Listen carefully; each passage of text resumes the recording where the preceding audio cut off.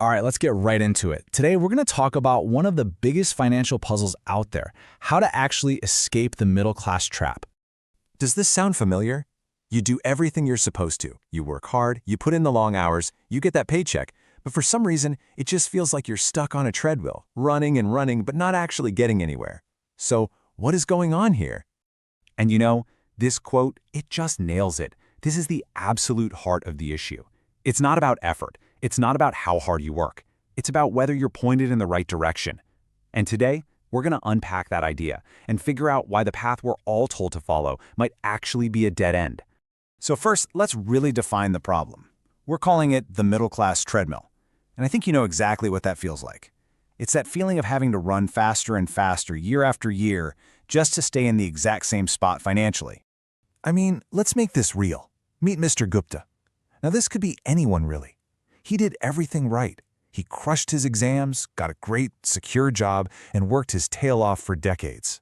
But now he's in his 50s, and instead of kicking back, he's still stressing about the next bill. He's been running on that treadmill his whole life, and he hasn't really moved forward an inch. Now, if you just glance at the numbers, things might seem okay. You look at a chart like this, and you see that since the 70s, sure, the cost of living went up like crazy, about 600%. But hey, household income also went up by about the same amount. So, we're keeping up, right? Problem solved? Not quite. And here is the catch. It's the hidden detail that changes the entire story. See, back in the 70s, that household income was usually from one person working. Today, to get to that same level, it almost always takes two full-time incomes. So think about what that means. We are literally working twice as hard, two people on that treadmill, just to be in the same place one person was 50 years ago. So for all stuck on this treadmill, what built the thing in the first place? Let's get into the diagnosis. It's like we're in an invisible cage, and it's built out of two things, the way we think and the way the system itself actually works. First up, let's talk about the mindset trap. Most of us are handed a life script when we're kids, and it goes something like this. You got to get good grades so you can get a safe job, so you can buy a house and a car on EMI, and then maybe, if you're lucky, you can retire someday. The whole script is built around one idea: safety. Not growth, not freedom, safety.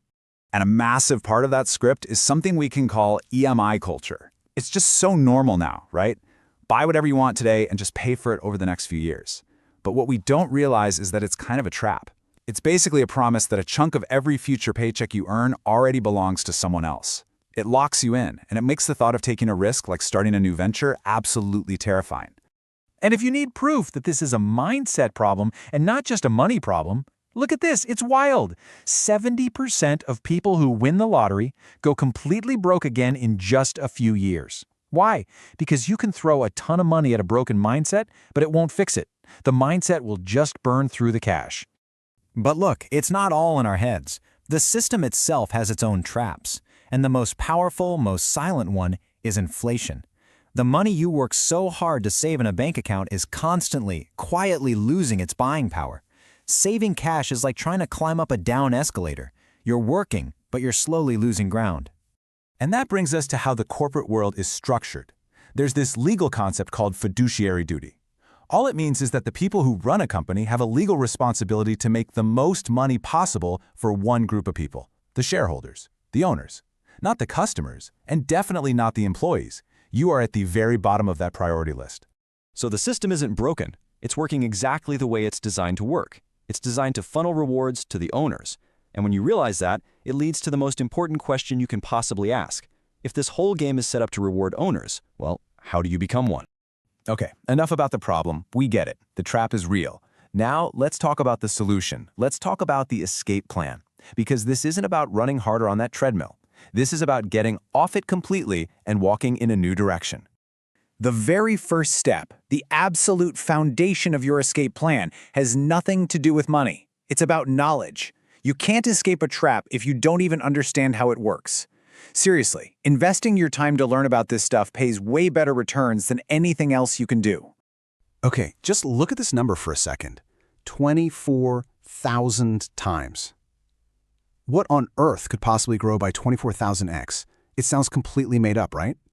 Well, that unbelievable number, that's the 40-year return on investment if you would own shares in a company called Asian Paints. A company that just sells paint, not some revolutionary new tech. So how in the world did a simple paint company create that kind of life-changing wealth for its owners? Let's put that in perspective, because it's just staggering. Over that same time, inflation made things about 20 times more expensive. Gold, the classic safe investment, went up about 30 times. But owning a piece of a great business, that grew 24,000 times. That is the mind-blowing difference between saving your money and owning assets. Their secret wasn't magic. They just innovated. They built what you'd call a business moat, a competitive advantage, by doing things like using computers to predict demand way before anyone else. And here's the best part. You don't have to be the genius who builds the next great company. The stock market lets you buy a tiny piece, become an owner, and ride along with them.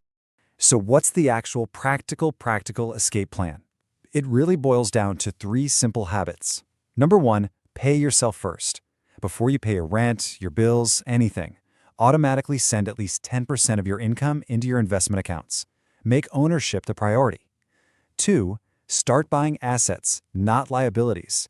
An asset is something that puts money in your pocket. A liability takes money out of your pocket. Simple as that. And 3, the big one, shift your entire focus. Stop thinking just about earning and start thinking about owning. Look, I know this can feel like a lot to take in, but the whole journey, the entire escape, it really starts with one single step, and it's a change that happens right between your ears. This is it. This is the core shift. The middle-class script focuses on earning a salary. The wealth-building script focuses on owning an asset. The old way is about saving whatever's left. The new way is about investing first. The old script says avoid risk at all costs. But the new script understands that the real risk is doing nothing. It's about learning how to manage risk intelligently. So, I'll leave you with this one final thought. Start seeing your paycheck differently. It's not just a reward for your hard work this month. It's a tool. It's a powerful tool. And every time you get one, you have a choice. What are you going to build with it? Are you going to keep building someone else's dream, or are you finally going to start building your own?